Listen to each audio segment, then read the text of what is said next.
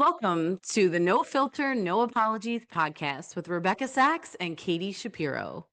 So the moment you start a conversation with "I'm sorry to bother you" or "sorry to interrupt you" and apologizing, you're automatically shrinking yourself before you can even get your point across to the person that you're trying to talk to or need support from.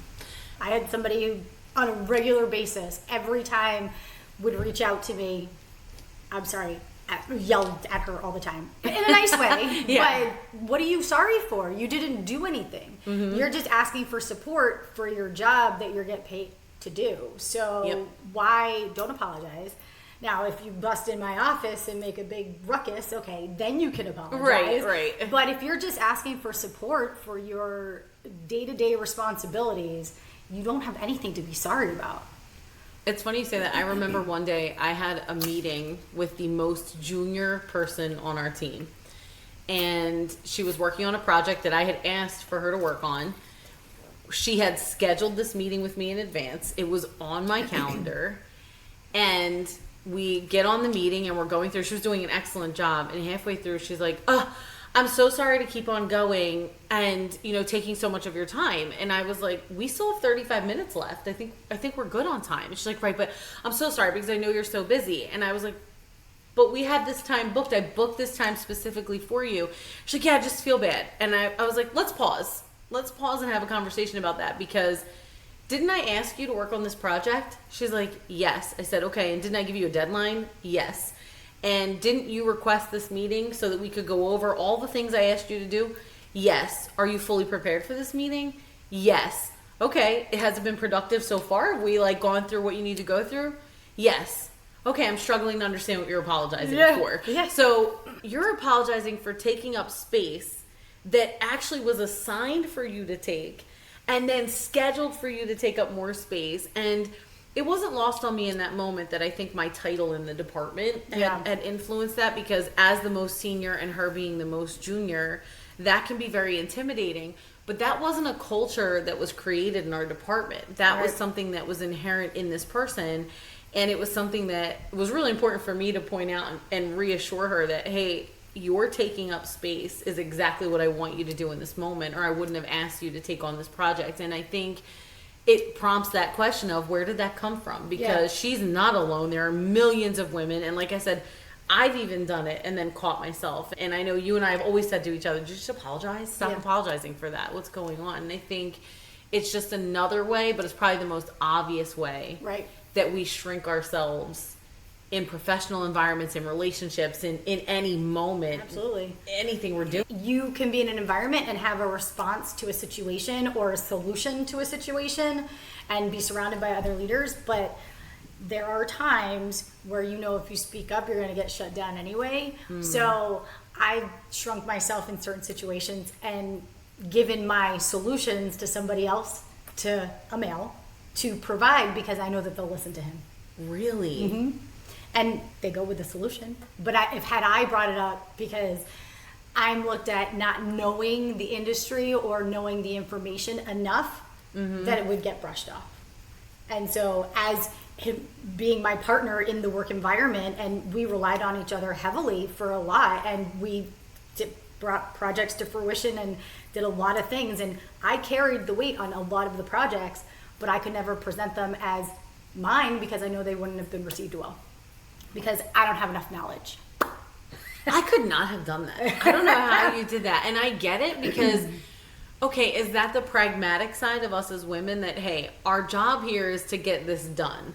I need to get this approved in order to be able to do my job. And I just want to focus on my job. So if it means I have to have Chad present it, then okay, I'll have Chad present it. But what does that cost us? Really? But what did that really cost you, though, in the end? Because if you've... I think part of it was getting things in front of the right people and having it be seen and received in a positive way. And inside knowing that I did the bulk of it, that was satisfaction for me enough in the moment because I got to a point where I realized if it's coming from me, nothing's going to be taken to the level as if it was coming from my counterpart. Your male counterpart. And then once he started presenting solutions, it was taken in a different light. But people actually received the information as opposed to receiving it from me. It was messed up. It's such a hard cycle though, because as you're talking, I'm listening to this right now. I'm going, I'm not angry. I'm definitely frustrated and disappointed. Yeah. Because there's this cycle that exists out there, right? So it could be true, and multiple things can be true at once, that they weren't ready to receive what you had to say because you were a woman, or they weren't ready to receive what you say because you didn't have the history with them, which I'm just going to brief note here is if they hired you for the position, then it shouldn't matter how much history. 100%. They shouldn't have hired you then. Like, there's no earning that. So all of those things could be true. And then it's, okay, well, to get my job done, I have to adapt to this and give my work to my male counterpart so that my stuff can get approved.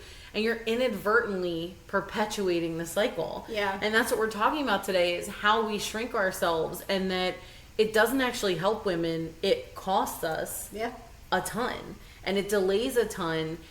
But then how does that build for you in totality to sit there and say, this man has been representing my work for a very long time, and now did that hinder your progression in the company, your confidence? Or... Well, no, I think it was never presented that it was just his, right? It was always a joint partnership, and I know it was presented that we worked on it together. Okay. But him delivering it as opposed to me delivering it, he would get more green lights than I would. That's crazy. I mean, it's not crazy. No, but it's crazy. It's insanity. I also, the core nature of what my responsibility was, I would present, but then anything I would insert myself into or create outside of what was assigned to me or my department, I would partner with him and he would present it. It would just be received better. And again, I think it goes back to there was this perception that because I wasn't from the industry initially, that I wouldn't know what I was doing.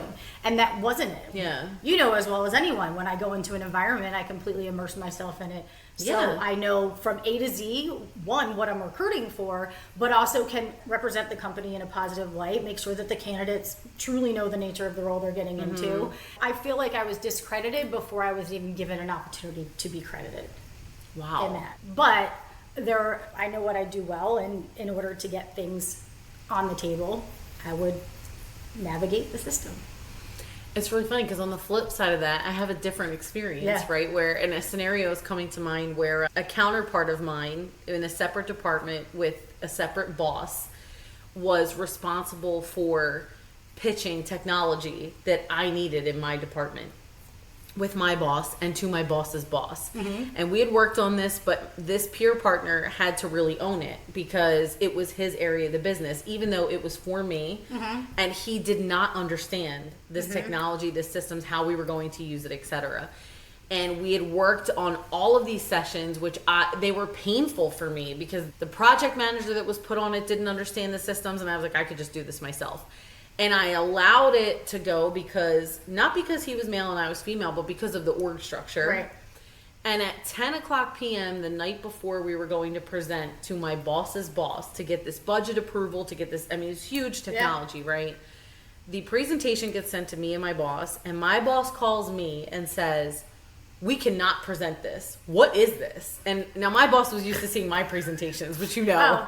You know, you can't mess with those. And I said, I agree. I don't know. I mean, it was painful to look at visually, the color coding, all of it. And he's like, you got to redo this. And I was like, I have to redo it. It's 10 o'clock at night. We're meeting at 9 in the morning tomorrow. So I redid the entire presentation. My boss was back and forth on the phone with me. We got it to a place where we felt like this communicates what we need and this is what will get it approved. And I sent it back to my peer partner, and he ripped me. This is unacceptable. This is so unprofessional. You changed my whole presentation the day before. What am I supposed to do? And I was like, I had to change it because it was a disaster. And we got it approved the next day. I ended up having to handle the majority of the presentation.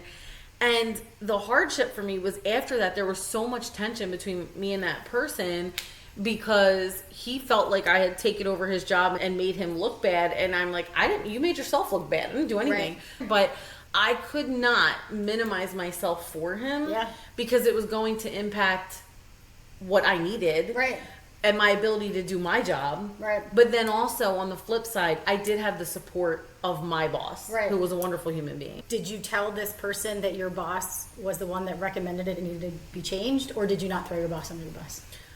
I think I shared, I'm not one to just like throw somebody Yeah. under the bus, but I'm pretty sure, and it's going back a little while, that I said, well, when we reviewed it, it was determined that we can't present this to our superior or our boss's Right. boss, like my boss's boss. And so I think I said it somewhere like that, because I don't really, Yeah. again, this is where I don't feel the need to do that. No, yeah. Because here's the thing, my boss asked me to do something. So I'm going to do it, right? I'm going to do it. On top of that, this is for my department, and it's Yeah. my budget, and Yeah. you just happen to be the tech expert, and this was a disaster. And I didn't want to put this forward either, but it was your name on it, not mine. And now, when I showed it to my boss, he's like, actually, it's our names on it. And I was like, well, in that Absolutely. case, let me put forth the Katie Standard project, and you can be upset about it on the side, but I'm not going to enable that behavior. I'm not going to sacrifice what my department needs or put my boss in a bad spot because Right. you need your ego stroked. Maybe you should rise to the level and take this as a ego learning stroking opportunity. again. So I think that's almost the opposite. I know we're talking Yeah. about how women shrink themselves, and I'm flabbergasted by your story because I know you, Yeah. and I know how strong you are, and I know how good you are at what you do. Like, I don't think I've ever seen anything half-assed by you, ever. Right. So to see you, and I think this is a really powerful message to our listeners too, Yeah. to see somebody as strong as you also shrink yourself in that situation just to get the job done is a perspective I'm sure many of us share, where Yeah. it's, I just want to get my job done. Right. How do I do that? Yeah. And I think in talent acquisition, we've seen it so many times with women shrinking themselves, especially in male dominated fields, before they even get the job. I think about the interview process a lot, and in some environments I've been in, there's been a mostly male leadership team that's interviewing candidates, whether they're interviewing for individual contributor roles or leadership roles. And while I have a great experience with them prior to them coming in to interview, it can be very intimidating when you have two male people interviewing at the same time, right? And so if it's not one-on-one, I think it creates imbalance in the dynamic of the room, Right. And if you're not already confident in your capabilities, and okay, you haven't interviewed in a while because you are complacent in your role, but now you want to grow, so you're interviewing, you're already nervous, right? And Right. to have that intimidation, if you will, it's not always the case. It's one thing if you're interviewing with men that are the same height as you, but when you have taller people in a room with you, it can be very intimidating. And so that's why I'm saying there's this interesting dynamic here of, I see you as such a strong woman, so to hear you shrink yourself in that way Yeah. is foreign to me, a little bit surprising, but also not surprising for many women that I know, and understanding that. And I think where I've shrunk myself is men in positions of authority over me and over my career, because as you were just talking about, like, okay, I have to get my job done. So if this Yeah. is the easiest way for me to get my job done, okay. All right, I have to watch my tone or watch how far I push against somebody, because at the end of the day, they can determine if I have a job or not. Right. And I need to put food on my table and set an example for my kids. And so my need to protect what is most important to me, I think I will shrink because there are men above me who could take that away Right. if they don't like the way that I'm talking to them. And I think that that's unfair, because I have seen men go into rooms very confidently. I've watched men have arguments with each other where I'm like, I don't know how this person's not getting fired immediately. Right. But they don't. But if I had spoken up like that, if I said even one thing of that, and I had at one point, I would be like, she can't be in here again. She Banned. can't, you know? Banned from the table. So yeah, I feel like we're conditioned to shrink, and then we don't recognize when we're doing it anymore. Yeah. Well, I think you mentioned in a different episode about, it was someone told you never get up and get coffee Oh, yeah. in work, because they'll always ask you to do that. But I think that's another way in which women shrink themselves. So I don't Yeah. want to take that away from that being their job function, Right. right? But I think when it's not your job function and you're invited either as a guest or a contributing member of a meeting, etc., and you're the only woman and you're asked to go get coffee or place an order for lunch, the moment you take that on and you Yeah. agree to do it, I feel you're shrinking yourself. You're Yeah. telling people in that room, you can minimize my responsibilities and contributions here to that job function, which is not mine. If I'm a director in this room and my job is to lead a department of 100 people and mechanics, and I have a $10 million budget, and you're reducing me to ordering your lunch for you when I have more responsibility than half the people in this room, I just allowed you to shrink me. Yeah. I'm not doing that. I'm not scheduling your meeting. I'm not. Yeah, we talked about that. I'm not doing that. And so I think that's a tip for our listeners, is to be mindful of when those moments present themselves and when you're being asked to shrink and you're accepting it. If you are getting the coffee or scheduling the meeting, etc., you might be allowing yourself to shrink in that moment, or in the moments like Rebecca just shared where she had a job to get done and she's making the choice, how do I get my job done effectively? And she shrunk herself to do it, and it was sort of a rock and a hard place for her, and that's something I think all women face, and you just have to decide how are you going to handle it, and if you did do that, for how long are you going to do that before you go, this isn't the place for me then, you know?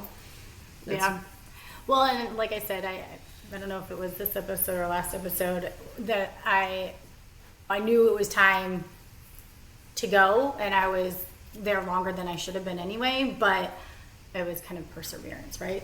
Mm-hmm. And I think, listen, in fairness to everybody, it also depends on where you are in your life. Where you could have just moved and just bought a house and you can't afford to rock the boat to... You know, and that's unfair that we're in that situation as women, because I don't think that men are put in those same situations. They can flip a desk and exit at any time. Exactly. They don't get reprimanded for it. It would be seen as a career growth or seeking growth opportunity. Yes. And that's, oh, they're so confident, they challenge authority, etc. I'm going to start pushing it. Then it was like, this is ridiculous. I can't even do my job anymore because you're asking me to shrink so much. And then pushing the envelope. And I don't think that it should be that difficult or take that long for us. We're continuing to perpetuate this cycle, and we've got to find a way to push those boundaries a little bit faster, a little bit quicker maybe. Yeah, and I think part of that too is when you're dealing with different generations and you have people who have been in one industry for 20 plus years, and then you have someone of high intelligence that comes in and is able to learn the industry in a lot shorter amount of time than you learn the industry. Mm-hmm. I don't know if that is that you're angry about it, you don't trust them, right? And I had an understanding. I didn't do the function, but I had an understanding and knew what it took to get to be successful, and knew what it took to identify the talent. But then if I was to bring ideas to the table, she doesn't know anything. She hasn't been here long enough. What does she know? Yeah, you don't know our company culture yet. You don't understand this all or those that. things. Okay. Yeah, the creative thinking. But I think that's a generational thing too, right? Because there was a time where you had to pay your dues to get the role. And so if they haven't paid their dues in this industry yet, what do they know? That's true. I think recruiters too, I think you and I know this. I think talent acquisition professionals in general are very special because our entire job is to be a chameleon. And I think one of the things I would say all the time is recruiting is recruiting is recruiting. Absolutely. Right? I've recruited everything from financial executives to CNC machine operators.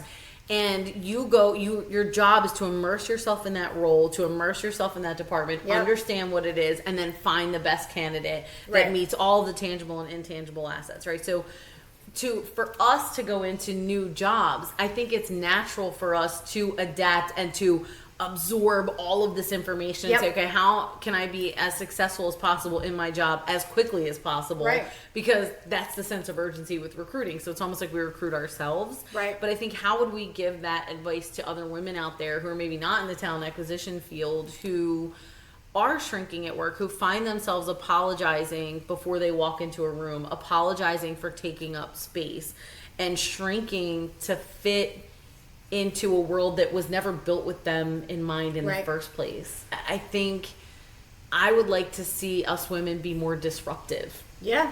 In a cautious way. I understand we have bills to pay and mouths to feed a lot of times, but I would like to see us be more disruptive in I'm definitely not apologizing for walking. You hired me. Right. So I'm here to do a job. Is this no longer the job you want me to do? Or do you want Ken to do it? Because if this is a function you want me to transfer to Ken. Or Chad. Not like or Chad or whoever. But if you'd rather Ken or Chad do it, then okay. In the scenario I gave you, if you want to give that job to that person, he couldn't do it. And that's not even a knock on him. It wasn't in his wheelhouse. he should have never been asked to do it or forced to do it. It was a function of his job that he should have been able to do, but the moment he couldn't, it should have been, okay, give it to me. And what's funny is it came full circle in that same place with a different leader. He would have to identify that he didn't have the capabilities to do it. And I don't know that when you look at men in the workforce, they're never going to admit that they don't have the capability to do it. And that would have to be the first thing. And I don't think that a man in a role, if he was your peer, would want to be like, oh yeah, let me be accountable and say I don't have the skill set to do this. I feel like there's a different level of arrogance there too. There is, but it's interesting you bring that up, because I think my approach definitely has been, I don't have the skill set to do that, but I'm going to go get it, because I have to do this function for my job, and so I need to go figure out, and I will go to my boss and say, hey, I need to go to this training, this is the cost of it, so that I can be supportive on these projects that you want me to work on. And I think there's a way that you could not shrink, right? I think some women might be tempted to say, if you're asked to do something that is outside of your normal job function, maybe it's a stretch project, maybe your organization is going in a new direction, so you're taking on something new. I did see it with a lot of women that I've worked with. They would say, I don't know how to do that. Or I remember one time I reorganized the comp structure of my department. Okay. And so my team got bonuses, and that wasn't heard of for the broader department that we were in. Got it. And when I talked to my peers, they were like, wait a minute, how did your team get that? And I was like, I asked. And they were like, you just asked for that? And I was like, well, I put together an entire comp structure at a case basis as to why it's important for recruiters to receive bonuses, and what the benefits are to the company. But I asked. I need to hire talent. I can't do that without a bonus structure and a changed comp structure. Right. And they were like, oh, and you got it? Yes, I got it, because I made the business case. And so I think that those women were afraid to ask, and that's shrinking, right? And if you have women on your team and you don't do something like that, where you see that the comp structure is broken and you're in a position to advocate to change it, right, you're not only shrinking yourself, you're shrinking the potential of the women in your department. And this is what I mean by I'd love to see women be a little more disruptive, particularly where they can be and where it makes sense. It made sense for the business for me to challenge that. Right. And so I did. I know a lot of things have to come together for that to happen, but I do hope more women will just say, you know what, the rewards outweigh the risks for me to speak up and take up more space around this particular issue and not shrink to fit, Yeah, and now that you're saying the things about bonuses, I'm just thinking of more women I've seen shrink to fit because they've been turned down so many times asking for things for their team that I'm like, okay, well, let's do this. I create a whole comp strategy for them to go, and all they have to do is fill out a couple sections of what the responsibilities are and the differentiators between the comp structure, why you would have the different levels, if you will. Never did it. It was a full year later, still hadn't worked on it, but was complaining about it. And you can't complain about something that you're not going to go and solve. Right. But in your mind, you've already been told no, so you're not going to worry about it. You're just going to complain about it. Yeah. And it's like, okay, but I'm giving you solutions. Put the solutions in place. But don't you think some of that is the submission to the fear? When we as women, I guess, are conditioned to shrink or conditioned to accept an answer, or if you're rejected multiple times, you don't want to rock the boat, you don't want to push too far, and so now I'm complaining because I can't do my job, but also I feel like I can't do my job. I feel like I'm stuck not being able to do my job, and I hope that's something we can break women out of. Yeah, because I do think when you're provided solutions and they're not solutions that you have presented, but your solutions have always been turned down, you have to be creative and provide other solutions to get what you want for your team. Right. Because you can't stop advocating for them. You can't not get them the things that they're deserved. Right. And I think like the bonus structure, right? That was something that I was working on in a previous role. And I think it was owed to the people on my team.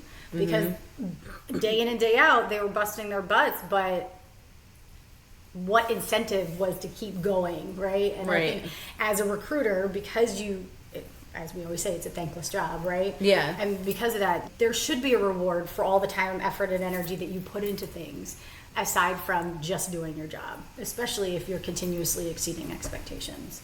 Yeah, and I know in our conversation today, we've talked a lot about women in leadership positions or women in person taking up space, but another thing I always think about is how we present ourselves in emails, right? We live in obviously a tech society now. And I think, how many times have you rewritten an email to a particular leader? So many times. Yeah. I've done it too. That's a way that I've shrunk myself. And then looking at what's the tonality of the email, and am I being too direct in this email? And I've been CC'd on some email chains where I'm like, if I responded this way to anybody, shark out for blood, right, is what we would get. Yeah. And I look at it, and this is how men communicate: short, quickly, to the point. And then I would overthink an email multiple times because the feedback I had gotten is I was too direct, or I called somebody out. Coming off bitchy when you're just doing your job and need to get things done, right? Like, okay, what's the problem? Here's the solution. Let's move forward. And then you're just a bitch for sending it. But I think as women, an opportunity then for us to not shrink in those moments is to look at our emails and go, first of all, why am I trying to rewrite this 6 times for something simple, right? It's not a company-wide email. It's something simple. Secondly, if I send this short email, which is direct to the point and productive, but professional, and they perceive it in a certain way where emails have no tone, they have no voice, then I'll address their perception afterward and clear it up if I need to, but that can't be my problem. I can't shrink myself before I even send the email. If they have an issue with it, let them respond and then I'll handle it. But I think that's another way, and probably something we all do, that we overthink these emails. We try to soften our tone in an email. We try to soften our approach when, how much time do we waste doing that? We're just shrinking ourselves in multiple avenues by rewriting that email that way. It's wild, right? So what are your shrinking triggers? I know mine were men in position of authority over my job, right? If you have a direct ability to hurt my financial income or my position, it's probably why I went into business for myself, because I was tired of that being over me. That's definitely one of mine. And I think emails too was definitely one of mine, softening my tone. What are some of your triggers for emails for sure, because I've been told that, I was a shark out for blood, but also not being able to do my job. I am a producer by nature and want to get things done. And if I can't move forward, then that's when things start to happen. Because why am I here? Why, to your point, why did they hire me and put me in this role if I can't come to the table with the different ideas and move things forward? If I have to navigate through someone else. And so that's your trigger to shrink instead of move on. Or that was a lesson that you learned. Yeah, lesson learned. Now we move on. And what have you seen? I know what I've seen in talent acquisition. How have you seen women shrink themselves in the job application process, an interview or promotion process? I would more so in the interview process. I think that, like I had mentioned, if there's 2 male interviewers, they can tend to shrink themselves because it can become intimidating, especially if they haven't been interviewing, because it's a practice and you have to be able to answer the questions and keep that confidence throughout your interview process, right? And not feel intimidation. Promotion, I feel like depending the type of environment you're in, if it is a male dominated environment, they end up questioning how they fit into the role, right? Especially if there's all men in those leadership roles around them and they're pursuing a leadership opportunity. It's funny because on the application side, I've seen it on a smaller scale where I find women will be much more accommodating to schedules than men. So men will say, nope, I cannot do that time. Got it. These are the times I can do. And what I would experience women doing is going, I have something else. Let me see if I can move that. Instead of saying, no, I can't do that time. Give me another time. And I think as women, we are naturally accommodating. And so I'm like, why is the male candidate would say, no, my time is my time. I have another commitment and I'm not trying to move it for you. If you want me, you're going to want me for this job. Whereas our female candidates would be much more accommodating and willing to bend and compromise their time. And so I think that's a way that women shrink themselves in that process. And then I think in the salary negotiation process, women would be much more inclined to request information and see where was the company at, what was the budget, what were they willing to do, whereas men would say, I won't move for less than this, and what's the bonus potential, and send me benefits, etc. And I would find that men were much more proactive about setting their standards and then demanding information back in that, and sort of being unapologetic about how much time they took to review an offer. Whereas women, to the point where you have to nag them, be like, Yeah. you've had the offer for 3 days now, like, Yeah. we're going to withdraw it. Or 07. Yeah, and then whereas already women would be expired. like, oh, let me get this right back to you, but maybe they needed a little more time to look through the benefit Yeah. program or something. And so I find that men were much more assertive and really owned their own time and what they were willing and not willing to compromise on. Yeah. And I think women candidates were much more accommodating and flexible with what their needs really were. And I'd like to see women be a little more rigid Yeah. in demanding what they need, you know? And I will say, more recently, I have seen women advocating for themselves from a compensation standpoint, knowing what they're worth. Yes. And I appreciate that. What I don't appreciate is being on the other side of the table and knowing with the same amount of experience or less, we're hiring men with more financial backing just because somebody worked with them before. Oh yes, the whole bro code and referral basis and things Yep, like that. Even yeah. though there's a woman in the process deciding on the hiring. Yep. Wow. Very messed up. I think it's really interesting too for us generationally how women, we talked about it earlier, where I had women on my team. If I did not push for a different comp structure because I was afraid to ask, I was shrinking myself, but Right. also I was holding the women on my team back and I couldn't do that. Right. And I see a lot of women hold themselves back and inadvertently hold other women back too. Yep. And I think it's really important for us to say, this isn't about you taking responsibility or feeling guilty for shrinking, right? We have societal conditioning that's taken place. We have systems and constructs in place that force even the strongest of us, Right. I think, to shrink in certain situations. But the piece is empowering yourself now to recognize, where is it that you shrink? Is it rewriting the email 6 times? Is it you just want to get your job done and go home, so you ask your male counterpart to submit things in? Where is it that you're shrinking, and where can you comfortably not shrink Right. anymore, right? Emails, I think, are a really great place to start if you're not comfortable challenging. It sounds like I'm a little more comfortable being aggressive than some other women I've met, and that's okay. We all have different experiences, right? But I think find a place you're comfortable not shrinking and speaking up. And if it starts with your emails where you go, I'm sending this email, it's professionally written, it gets the point across, I'm sending it, I don't have time, my time is too valuable, then start there. And if you feel like you're a little bit further ahead of that and you're in maybe a leadership position where you can challenge some things and you can speak up, then start speaking up. It has to be what's comfortable for you and what's safe for you, because we recognize that your job is important and it feeds other things in your life. But try not to perpetuate the cycle in your own life or for other women as well. If you can, stop shrinking. It's not necessary, and the world will adapt. Follow us on all your socials, NFNA Podcast. Until next time.